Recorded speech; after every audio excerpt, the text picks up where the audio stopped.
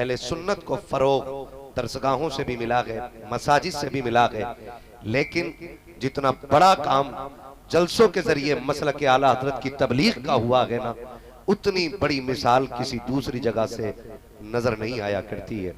पूरी जिंदगी इन हमारे मशाइख की मसलक के आला हजरत की तबलीग में गुजर गई, और लोग आज भी ये पूछते हैं कि जलसों का फायदा क्या है, जलसों का फायदा क्या है। जिन इलाकों में जलसे नहीं होते, मैं इन बुजुर्गों की जूतियों को अपने सर का ताज बना के पूरी जिम्मेदारी से ये बात कह रहा हूँ, जिन इलाकों में जलसे नहीं होते ना, आज भी उन इलाके के नौजवानों को सही से मुस्तफा का दीन नहीं पता है, सही से मुस्तफा का दीन नहीं पता है। क्योंकि जो मुंबई दुनिया के कोने कोने में बच्चों के लिए हलाल रोजी तलाश करते हैं, वो भी छोड़े जो खेत में जाकर बच्चों के लिए रिस्क हलाल की जुस्तजू में लगे रहते हैं, उन्हें उतना वक्त नहीं कि दरसगाह में 1 घंटा दे सके, उन्हें उतना वक्त नहीं है कि वो मसाजिद में रोज जाकर के इमाम से अपनी जरूरत के मसाइल सीख सके।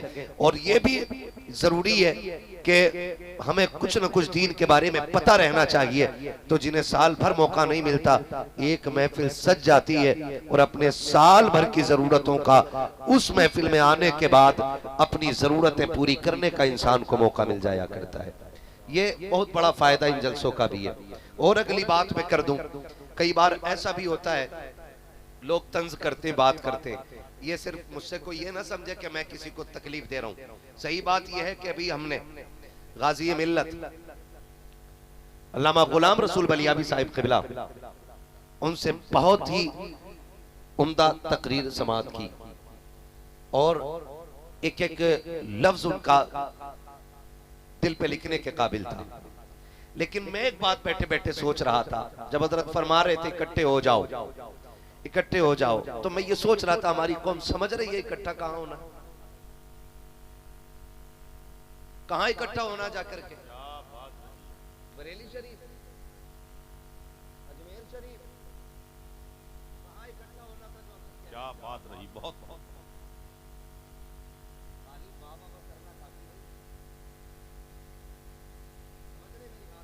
जो बात कही है उस पे गौर तो सबका था, लेकिन इकट्ठा होने कहां कहा था?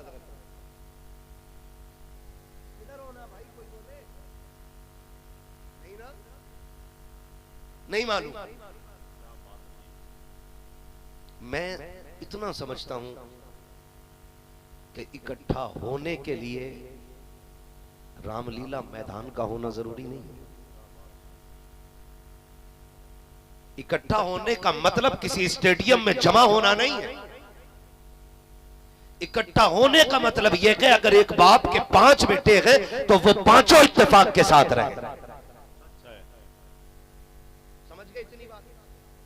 5 बेटे अगर एक बाप के हैं तो वो एक दस्तरखान पे जमा रहे। अगर एक दस्तरखान पे भी जमा ना हो सके तो जरूरत के वक्त किसी एक जगह बैठने के लायक रहे। पहली सीढ़ी इकट्ठा होने की। फिर जो वो 5 बेटों का बाप है, उसका अपना एक परिवार होगा, होगा क्या? सच है। मैंने सरकार से पहले इजाजत ले ली, मैं मर्जी का मालिक हूं, 15 मिनट में भी खत्म कर सकता हूं। अगर मुझे लगेगा तबीयत पे बोझ हो रहा है आपकी, तो मैं अपनी गुफ्तगू आपके ऊपर थोपूंगा नहीं।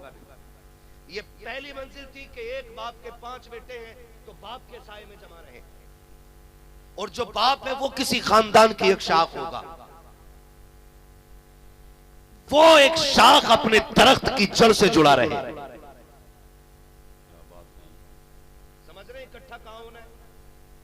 समझ रहे मेरी बात?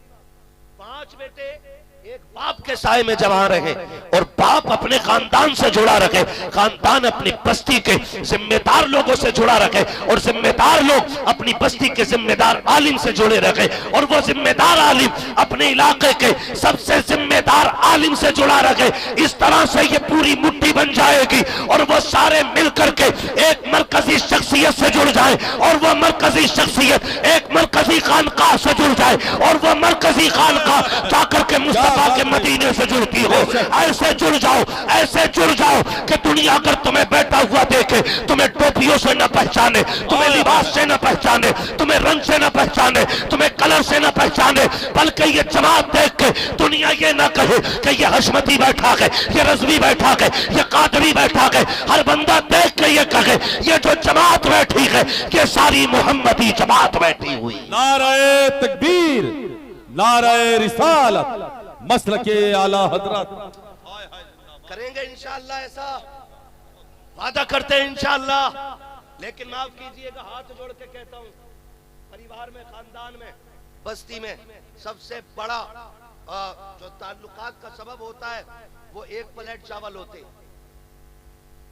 जिसको बेटे की शादी पे दावत दे दी बड़ा खुश है, और जिसे एक प्लेट चावल ना खिलाए बोलो नाराज कि मेरी दावत ही नहीं की, मेरे घर खाया था मुझे नहीं खिला रहा, कर्जे में खिलाया था क्या? ये कंडीशन हमारी कौम की है। एक हंगामा ये महशर हो तो भूलूं उसको, सैकड़ों बातों का रह रह के ख्याल आता है। हमारे माशरे की एक प्लेट चावल फैसला करेंगे कि हमारी कौम को कहां इकट्ठा होना है और कहां इकट्ठा नहीं होना। एक प्लेट चावल फैसला करते, किसी की कटी गर्दन हमारी कौम को इकट्ठा नहीं करती, लुटी इज्जत देख के कौम इकट्ठा नहीं होती है। साहिब छोड़िए बड़ी बातें, जलसों की कमेटियां होती है हमारी, जलसों की कमेटी। जलसा किसके नाम पे होता बोले बोलो भाई, किसके नाम पे होता जलसा? या अल्लाह जिसने तेरे महबूब का नाम लिया उसे माँ बाप के साथ मदीना दिखा दे। आमीन आमीन। किसके नाम पे होता है? हुजूर के, हुजूर के नाम पे होता है। किसके लिए करते हैं ये नौजवान मेहनत?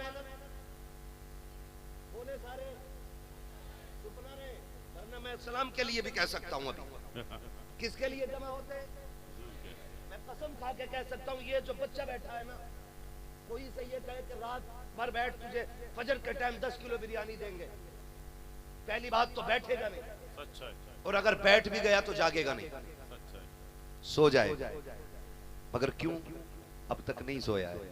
सारी दुनिया को नींद आ गई है, उनका दीवाना बेदार। क्या बात रही। आप ही फैसला कीजिए या नबी, कौन जन्नत का हकदार है? ये बच्चे बैठे और ऐसे बुजुर्गों की सदारत है, इन बच्चों को नींद क्यों नहीं आ रही है? इनका जवाब यही होगा, मौलवी हमसे पूछ रहा है तो सुन, एक दिल में भूख उठ रही है बार बार। नात पढ़ते सुना गजाली साहब को, दिल से भूख उठी। पढ़ा अहमदुल फत्ताह साहब ने, तब भी दिल हुक हुक के कह रहा था। बता ना क्या कह रहा था? बच्चे का दिल भी कहेगा, इसलिए बैठा हूँ। सुना गए आप हर आशिक के घर तशरीफ लाते, सुना गए आप हर आशिक के घर तशरीफ लाते हैं।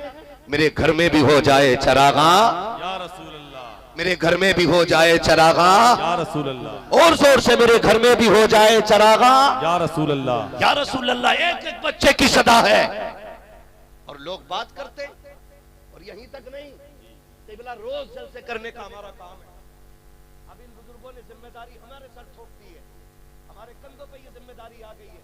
अल्लाह इन बुजुर्गों की उम्र में बरकत अता फरमाए, जिनकी कैसेटों ने कितने लोगों को आज की दुनिया का बड़ा खतीब बना दिया, कैसेटों ने, रिकॉर्डिंगों ने, हाँ, जो आज खतीब तैयार कर दिए। ये उस्तादुल कुतबा भी। मैं पूरी जिम्मेदारी के साथ एक एक बात कहता हूँ, ये दिल दुखता है, कितनी बार हमें तकलीफ हुई है। आपसे पूछना चाहता हूँ, बताओ ये दिल मुस्तफा के सदक़े में मिला है, ये जान मुस्तफा के सदक़े में मिली है, आंखें मुस्तफा का सदका है, कान मुस्तफा का सदका है, दिमाग मुस्तफा का सदका है। एक भी चीज कम हो जाए, आंखें चली जाएं, लोग अंधा कह के आवाज देते हैं, पैर कट जाए लोग लंगड़ा कहते हैं, हाथ खत्म हो जाए लोग लूला कह के आवाज देते हैं, अगर कान काम छोड़ जाए दुनिया बहरा कहती है, जबान साथ छोड़ दे दुनिया गूंगा कहती है, दिमाग काम छोड़ दे पागलों में गिनती होती है।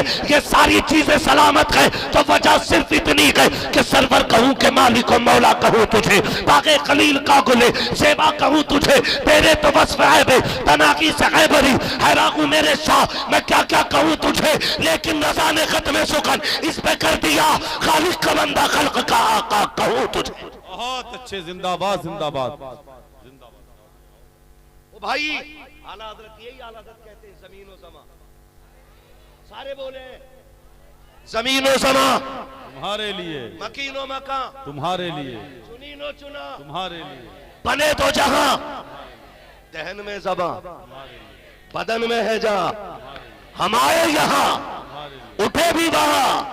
फिर मेरा इमाम कहता है सबा वो चले कि बाग फले, वो फूल खिले कि दिन हो भले, लिवा के तले सना में खुले, रजा की ज़बां। सलामत रहो नौजवानों।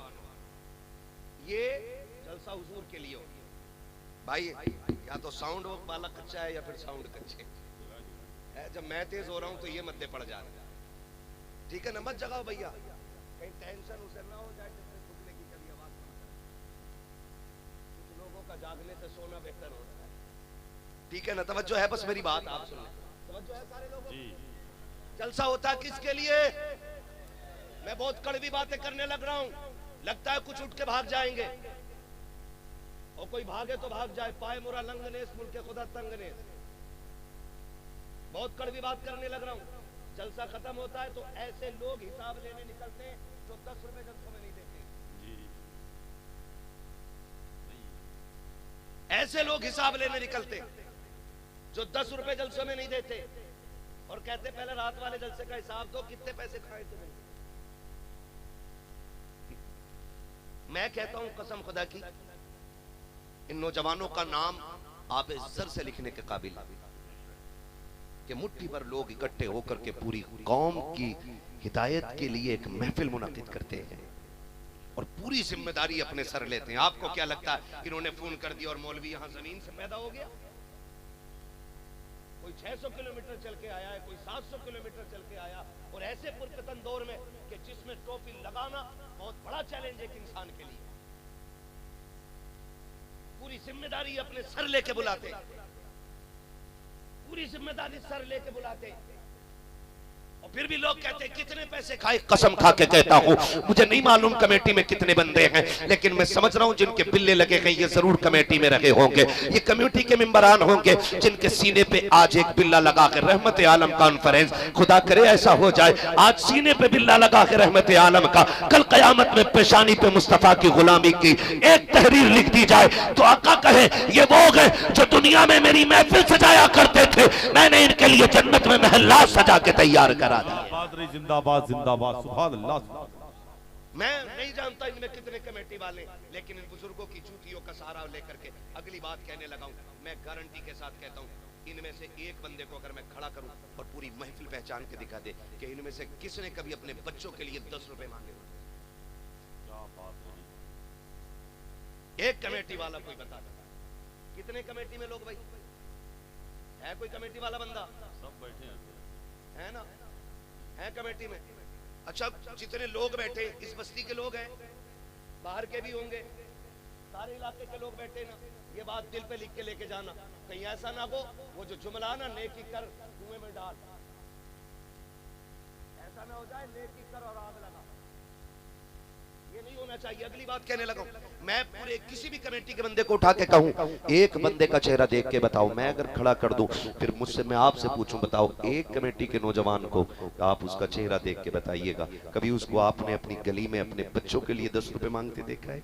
कभी अपने बच्चों के लिए दवा के लिए 100 रुपए का सवाल करते देखा है? किसी भी कमेटी वाले को कभी आपने अपनी बस्ती के अंदर अपने शौक पूरे करने के लिए हाथ फैलाते हुए देखा है? खुदा की कसम ये तो ये कोई गरीब से गरीब भी आसानी से हाथ नहीं फैलाता है। अगर यकीन ना हो तो मैं आपको याद दिला दूं, लॉकडाउन हुआ लोगों ने देखा जो पेशावर फकीर थे उन्हें तो झोली भर भर के दिया गया, लेकिन जो जरूरतमंद थे लेकिन जात के पठान थे, तुर्क थे, खसाब थे, लेकिन गैरत की वजह से हाथ न फैला सके, लोगों ने उनकी जरूरत को जरूरत नहीं समझा। हमारी कौम वो गए जो फटे कपड़े देख करके फैसला करती है कि बंदा कैसा है। ओ भाई कभी मुस्कुराहट के पर्दे भी हटा के देख लिया करो, यह भी तो हो सकता है कि इसकी मुस्कुराहट के पीछे इसके गमों का सैलाब हो, यह भी तो हो सकता है कि अगर कोई हाथ नहीं फैला रहा है तो उसको जरूरत है लेकिन गैरत इजाजत नहीं दे रही है। कुछ खबरें ऐसी लॉकडाउन में मौसूल हुई थी कि कितने लोग बंद कमरों में इंतकाल कर गए, किसी ने कहा कोरोना से मर गया है, कोई कहा दहशत से मर गया है, लेकिन जब पेटों पे हाथ रख के देखा गया फिर दुनिया को कहना पड़ा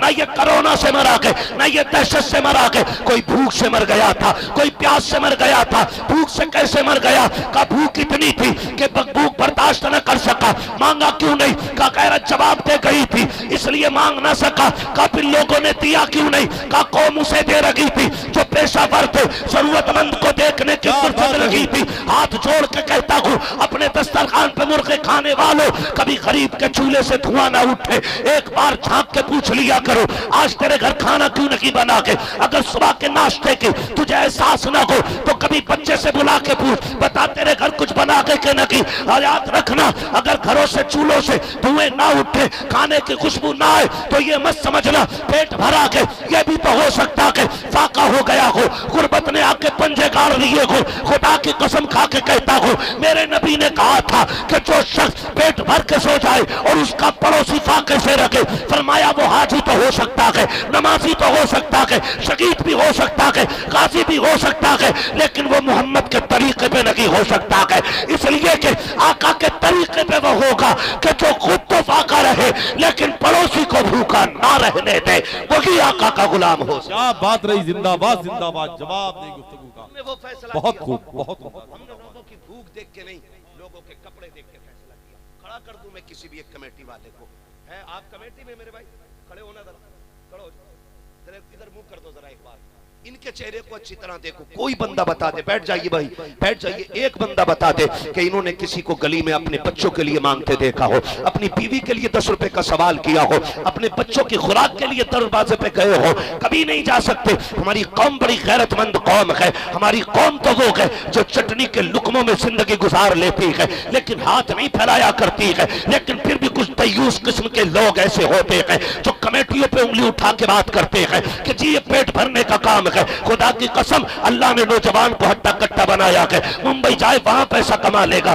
दुबई जाए वहां कमा लेगा, अपनी जमीन पर रह करके 4 पैसे कमाता है, लेकिन क्या वजह है? जलसे के लिए बताओ किसकी चौखट पे बंदा नहीं जाता है। अमीर को भी खटखटाया गया, गरीब को भी आवाज दी गई, लोग अपनी हैसियत के मुताबिक हिस्सा लेते रहे। यह किसके लिए था? यह सिर्फ इसलिए था ताकि कौम इकट्ठा होकर बैठे, उलमा आए और दीन की बातें बताएं। जो कमजोरी कौम में आ गई है, अल्लाह उस कमजोरी को ताकत में बदल दे, इसलिए जलसे सजाए जाते हैं, किसी का पैसा खाने के लिए नहीं। और मैं कमेटी वालों से भी कहूंगा, हर तरह की जो दीनी कमेटी वाले हैं जो कौम की खिदमत के लिए काम करते हैं, लोग टांग खींचते रहते हैं, कभी फिक्र मत करना, ये याद रखना हम अपने लिए नहीं अल्लाह रसूल के लिए कर रहे हैं। और इसका सिला हमें दुनिया में नहीं चाहिए, हमें आखिरत में चाहिए। हमने जो गालियां खाई हैं इसका सिला खुदा से लेंगे, हमने जो धक्के खाए हैं इसका सिला खुदा से लेंगे। ये फैसला करके आप दीन का काम करो, खुदा की कसम भौंकने वाले भौंकते रह जाएंगे और इन्हीं मेहनतों के सिले में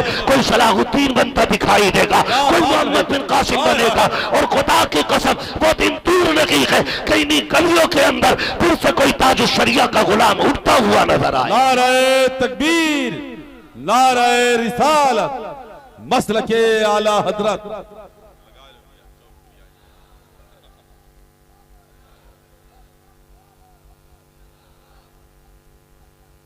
ताजुश्शरिया, ताजुश्शरिया, ताजुश्शरिया, ताजुश्शरिया, ताजुश्शरिया। माशाअल्लाह। बहुत गौर से बस मेरी बात सुन ले, बहुत ज्यादा लंबी गुफ्तगू नहीं। मैं कहता हूँ अल्लाह इन कमेटी वालों को हुजूर खास दुआ करे, पूरे हिंदुस्तान के जो भी सारे खैर की कमेटियां, जितनी भी फलाह की कमेटियां, उनके लिए खास दुआएं करें। इनकी बड़ी कुर्बानियां, बेशक इन लोगों की बड़ी कुर्बानियां है ना। और मैं एक बात और कह दूं, ये बात जहन में रख लें। कई बार बात होती है, कहते जी जलसा ना करो, इसकी जगह किसी की शादी कर दो, जलसा ना करो, इसकी जगह पे स्कूल बना दो। मैं कहता हूँ नेक काम रोक के ही तुम्हारे स्कूल बनेंगे? क्या बात रही, हाय हाय हाय। दीन की तबलीग रोक के तुम्हारी शादियां होंगी? ये ख्याल उस वक्त क्यों नहीं आता है जब अपने बेटे की शादी में 1.5 लाख की आतिशबाजी करते हो, जब 6-6 लाख का खाना फ्री में खिलाते हो, तब तुम्हें याद क्यों नहीं आता है कि गरीब की बेटियां भी हैं? जब तेरी बेटी 30 लाख का मेकअप करके आती है ब्यूटी पार्लर से, तब तुझे कोई बेवा की बच्ची दिखाई नहीं देती। जब ये महफिलें सजे, ये उलमा की सदारत हो, ये नेक लोग बैठे हो, तब दिखाई, इसे बंद करके ये कर लो। और बहुत सारे काम है जो नाजायज हो रहे, अगर वो बंद कर दिए जाएं, फिर कोई भी बेटी सिग्नल पे भीख मांगती हुई दिखाई नहीं देगी। कभी ये मत सोचना, लिमिट में बात करो, लिमिट में काम करने के और बहुत सारे रास्ते। जो नाजायज है उन्हें बंद करो।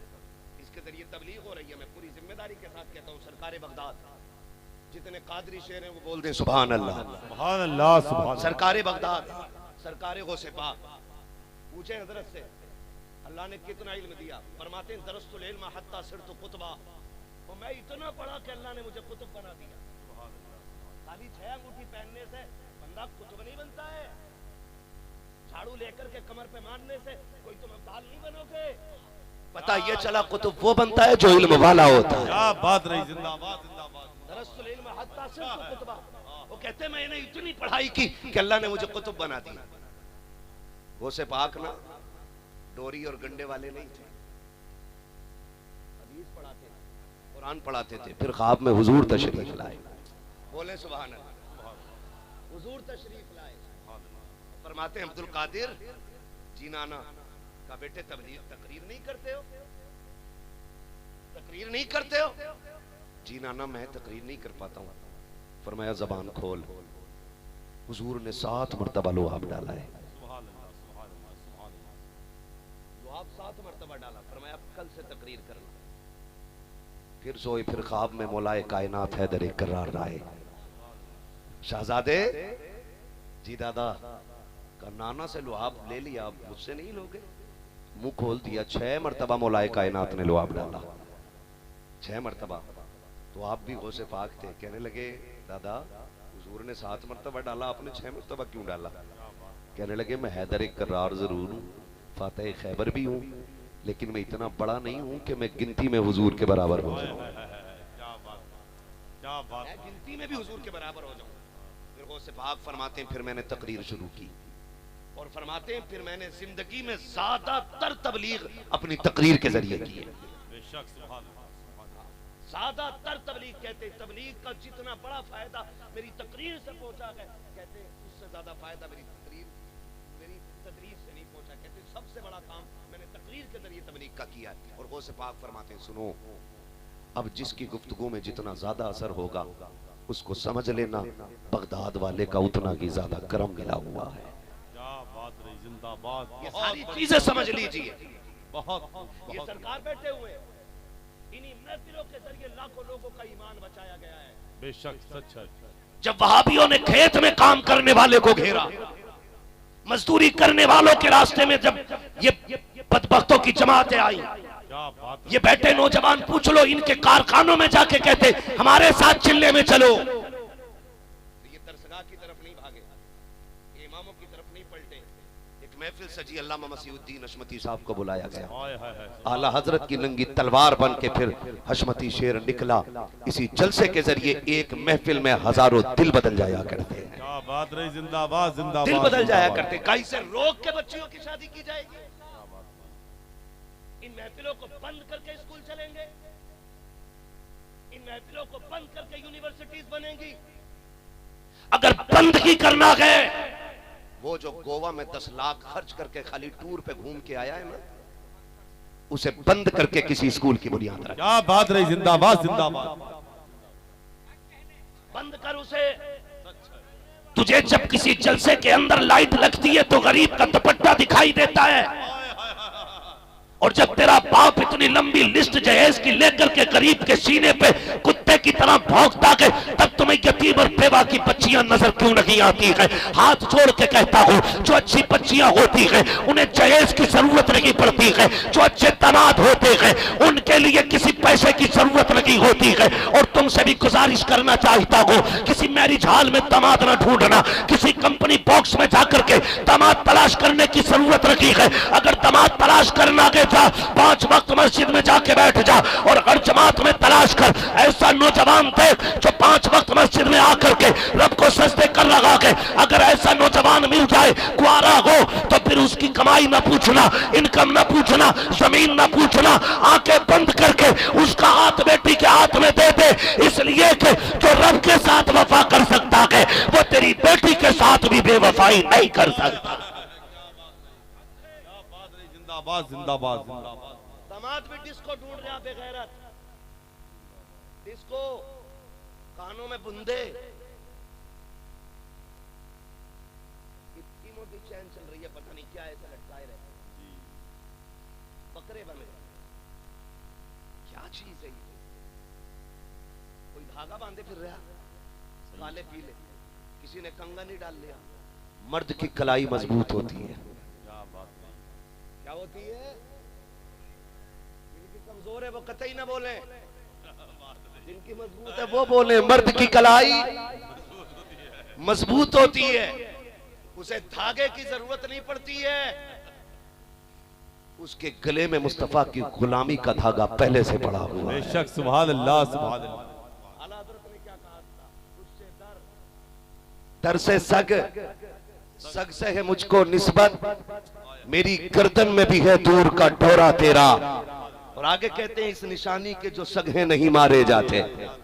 हाँ, जिनके गले में हुजूर की गुलामी का पट्टा रहेगा ना, इस निशानी के जो सग हैं नहीं मारे जाते। हश्र तक मेरे गले में रहे पट्टा तेरा।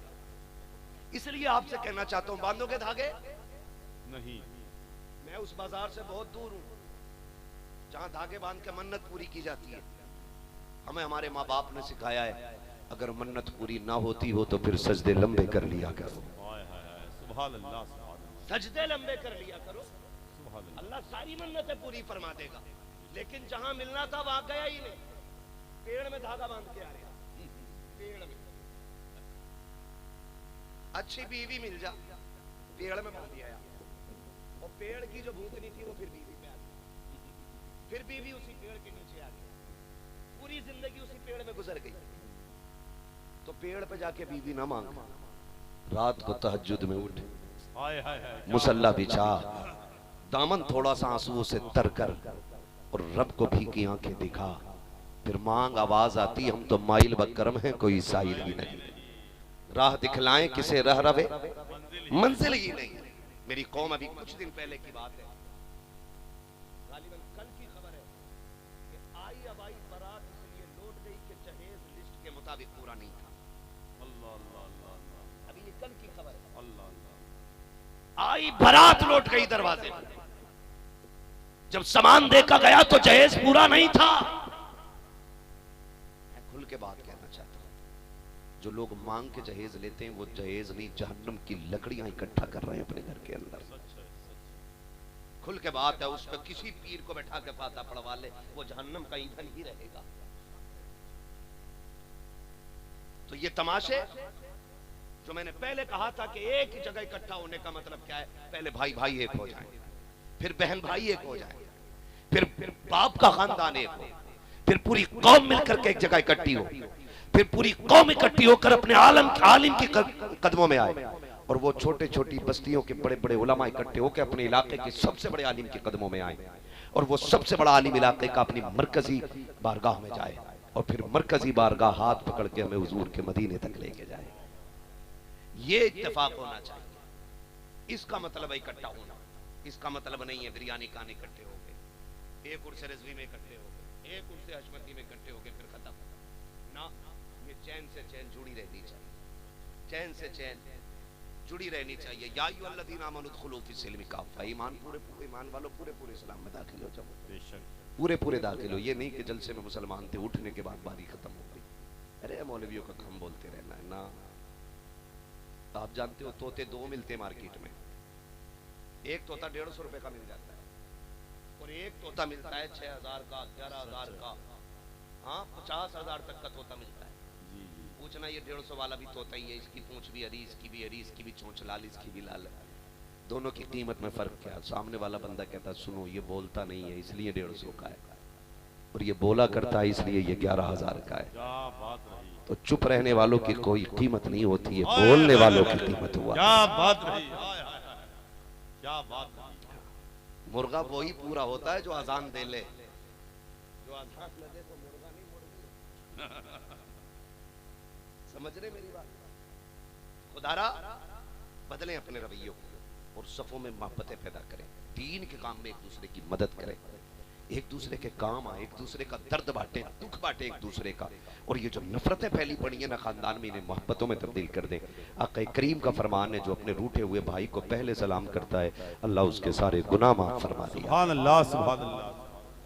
अल्लाह उसके सारे गुनाह माफ फरमा दिया करता है। हसनैन करीमैन ने किसी बात को लेकर के नाराजगी हो गई, इमाम हसन और इमाम हुसैन, किसी बात को लेकर के दोनों भाइयों में नाराजगी हो गई, अनबन हो जाती है। अनबन होना बुरी बात नहीं है, अनबन का बाकी रखना ये बुरी बात है। झगड़ा हो जाए ये इतना बुरा नहीं है जितना उस झगड़े को बाकी रखना बुरा होता है। क्या बात है। तो हसनैन करीमैन में किसी बात को लेकर के अनबन हो गई, तो फिर इमाम हुसैन ने पैगाम भेजा कि भैया हसन से आके कहो कि वो मुझे सलाम करें। इमाम हुसैन ने बड़े भाई को खबर भेजी, हमदर्दी और प्यार देखिए, कहते कि भैया हसन से कहो कि वो मुझे आके सलाम करें। खबर पहुंची इमाम हसन की बारगाह में, वो आ गए, उन्होंने आके सलाम किया। हुसैन ये क्या बात हुई, तुमने मुझे खबर भेजी कि मैं तुम्हें सलाम करूं? कहा हाँ। कहा क्यों, तुम छोटे थे मैं बड़ा था, तुम्हें आना चाहिए था ना? कहा नहीं, नाना ने फरमाया है जो पहले सलाम करेगा रूठे हुए भाई को अल्लाह उसे जन्नती बना देगा।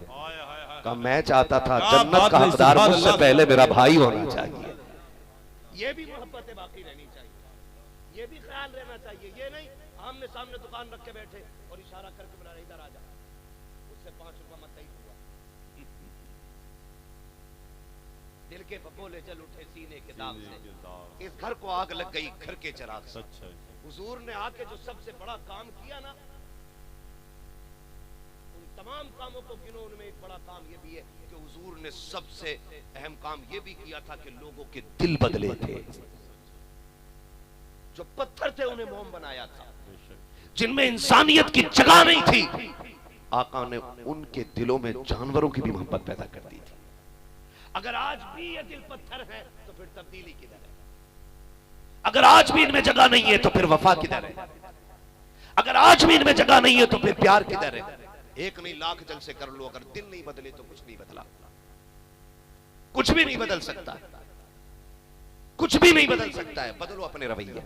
आका करीम ने कैसे दिल बदले सरकार की जिंदगी से। आबा कहते हैं या रसूल अल्लाह, जब तक आप नहीं आए थे तो हम बेटियों को ऐसे दफन कर देते थे जैसे कोई चीज ही नहीं है, और जब से आपकी गुलामी का पट्टा गले में डाला है ना, तो पैर जमीन पे देख के रखते, कहीं पैर के नीचे चूटी ना आ जाए। आज ये दर्द है हमारे दिलों में। भाई की भाई दुकान बंद करवाने पे लगा, बिजनेस ठप करने पे लगा, एक दूसरे के लिए तावीज कराने पे लगा। देखो गड्ढा को तो चौकट में 6-6 तावीज निकल रहे, क्या करना कि इसका बिजनेस बंद होना चाहिए। पता चला दूसरे को गाड़ने के चक्कर में खुद जमीन में घुस गए और कुछ नहीं कर सके, और होना भी नहीं है, क्योंकि रज़ाक अल्लाह है, जिसमें फोर्स राजी होता है बस निजाम वही चलता है। आपसे भी इतना आखिर में कहना चाहूंगा, अगर मुसीबत आ जाए तो खुदा का शुक्र अदा करना ना छोड़िएगा, इसलिए कि मुसीबत भी आ जाए तब भी ये कहना शुक्र मालिक तेरा, कम से कम सांसें तो सलामत रखी है। अगर तू मेरे दुख में राजी है तो मैं सुखों का क्या करूंगा? अल्लाह जिसमें तू राजी है उसमें तेरा बंदा राजी है। तो सुन, जो कुटिया का निकाल के जमीन में मिलाना जानता है वो मिट्टी को सोना बनाना जानता है। तू गम में उसका शुक्र अदा कर, जितना तेरा गया है अल्लाह उसका 10 गुना तुझको ज्यादा अता फरमा के दिखा दे।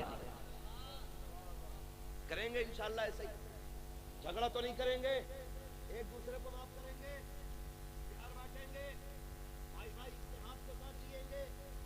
जैसे मेरी बेटी वैसे आपकी बेटी है, जैसे आपकी बेटी वैसे मेरी बेटी है, और हर बेटी को बेटी के नजरिए से देखिएगा। आज जरूरत है ये मुल्क की, आज इस अखलाक को जिंदा करने की जरूरत है जो मुस्तफा ने 1400 साल पहले हमें दिया था।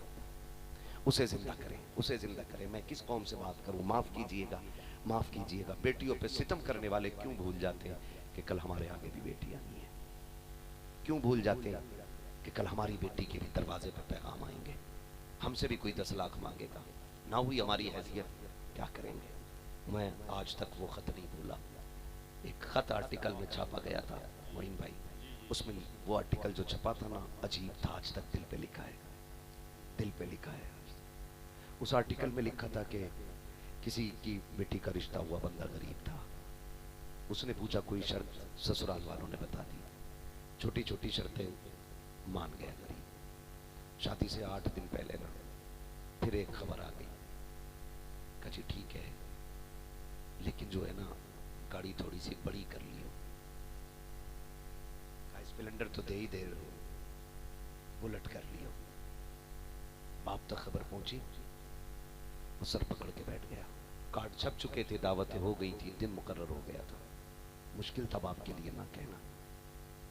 उसने फिर पूरा घोड़ा भाग किया करने के बाद कहा ठीक है जी चलो कर लेंगे बुलेट का इंतजाम। शादी में जब 3 दिन बाकी रह गए फिर एक खबर और आ गई का सोना थोड़ा सा और बढ़ा लेना। वो ठेला लगाने वाला बाप जानते हो रात को घर आया, आधी रोटी भी पेट भर के ना खा सका।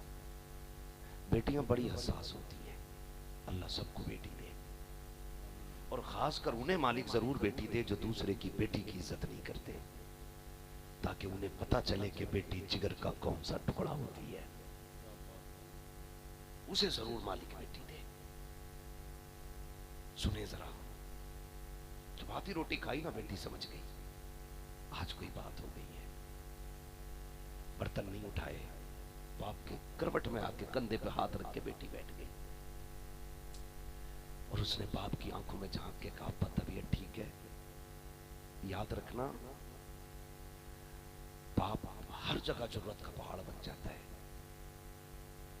लेकिन बेटी की आंखों में आंखें डाल के कभी बाप झूठ नहीं बोल सकता। जब बच्ची ने कहा अब्बा तबीयत ठीक है? कहा तबीयत तो ठीक है। कहा रोज 3 रोटी खाने वाला आज रोज आधी खा के उठ गया। कहा बेटी बड़ा दुख है। कहा क्या हुआ? कहा मत पूछ बेटी, मुझे डर है कि ये मेरी तकलीफ कहीं तेरी तकलीफ ना बन जाए। उसने कहा अब्बा बात क्या है? कहा बेटी कल पता चल जाएगा। ये कह के उठा बाहर चला गया और एक खत लिखा जेब में रखा और फांसी के फंदे पे झूल गया। जब उतारा गया, कपड़े उतारे गए, बच्ची ने कहा मेरा बाप तूने कहा था कल पता चलेगा। लोगों ने जेब की तलाशी ली, कागज निकला, उसमें लिखा था बेटी माफ करना, ससुराल वालों ने तेरी बुलेट मांगी, मैंने इंतजाम कर दिया। उनकी पहली सारी शर्तें मान गया था, लेकिन बेटी अब इतनी बड़ी चीज मांग बैठे थे कि तेरे बाप की हैसियत से ज्यादा थी। मेरी बेटी